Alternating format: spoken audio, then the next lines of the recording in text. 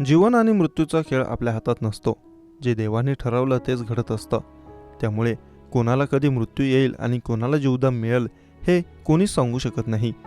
एका घटनेने तर सर्वांना हैराण करूनच सोडलं, ज्यामध्ये 3 वर्षांची मुलगी 12 तासात पुन्हा जिवंत झाली. हे प्रकरण नेमकं काय आहे हे याविषयी जाणून घेऊयात. एका घटनेने सध्या सोशल मीडियावर सर्वांचं लक्ष वेधलंय. 3 वर्षांची कॅमिला रोक्साना मेलेली जिवंत झाली. 12 तासात चिमुकली पुन्हा जिवंत झाल्यामुळे सगळेच हैराण झाले. हे प्रकरण अगदी अजब गजब आहे. कॅमिलाला पोटाचा विकार झाला होता.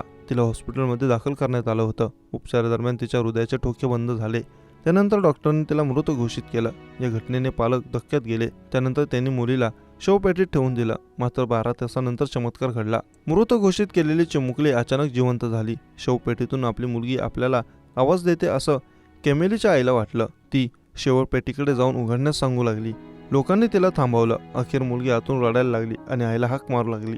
लोकांना धक्काच बसला आणि त्यांनी ताबडतोब शवपेटी उघडली आणि मुलगी जिवंत असल्याचं पाहिलं.